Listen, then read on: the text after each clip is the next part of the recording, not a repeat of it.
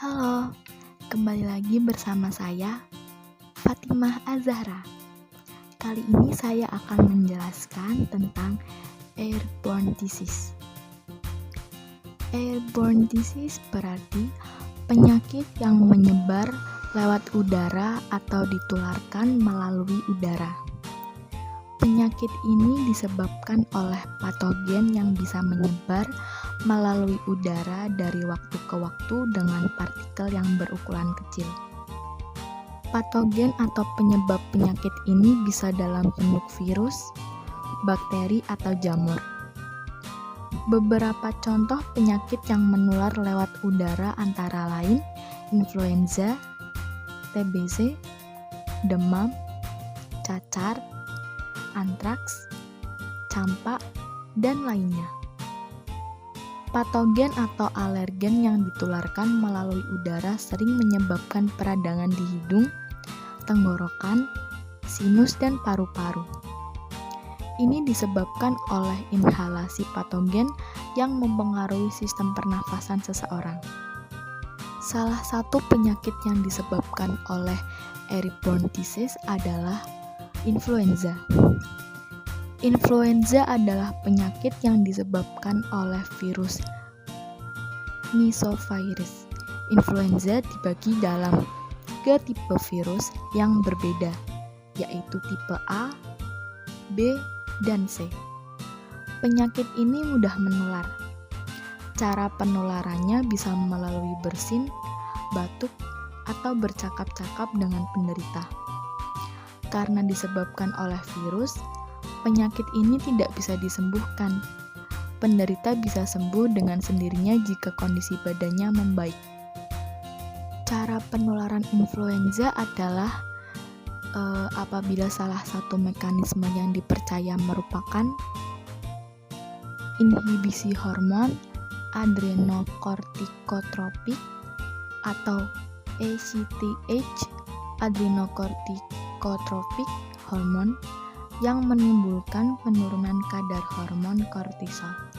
Contohnya, bidang dari bagian yang memungkinkan virus influenza menginvasi suatu sel merupakan penguraian dari protein hemaglutinin virus oleh salah satu enzim protase manusia.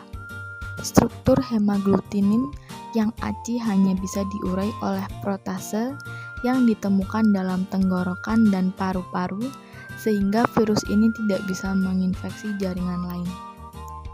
Namun pada ketegangan yang sangat virulen seperti H5N1 bisa diurai oleh varietas protase yang beragam, sehingga memungkinkan virus menyebar ke seluruh tubuh. Protein hemaglutinin virus bertanggung jawab dalam menentukan spesies mana yang bisa diinfeksi oleh suatu virus maupun lokasi saluran pernapasan mana yang bisa berikatan dengan suatu virus influenza.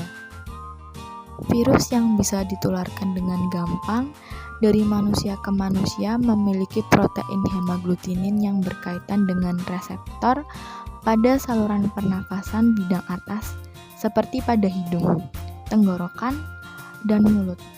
Faktor dan resiko penyebab influenza.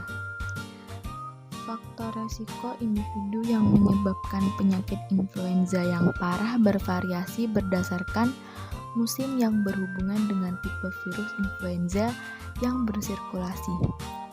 Begitu juga dengan karakteristik demografi, umur dan ras, dan penyakit penyerta, asma, diabetes mellitus, penyakit kardiovaskular, penyakit paru, dan penyakit neurologis.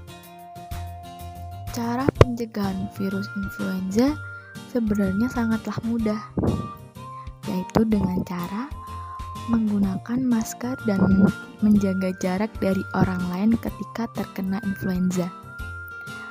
Ketika batuk atau bersin, tutup hidung dan mulut dengan tisu atau lengan baju. Yang terakhir, dengan rajin mencuci tangan sebelum sesudah makan. Cara pengendalian virus influenza.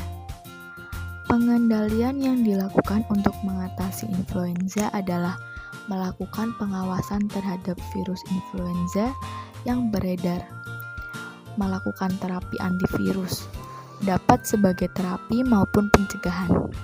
Sayangnya tidak tersedia secara luas di apotek-apotek. Melakukan vaksinasi influenza. Vaksinasi influenza merupakan cara terbaik untuk pencegahan influenza. Vaksinasi diberikan 1 tahun 1 kali untuk memberikan perlindungan optimal setelah hari ke-28 penyuntikan. Thanks for watching.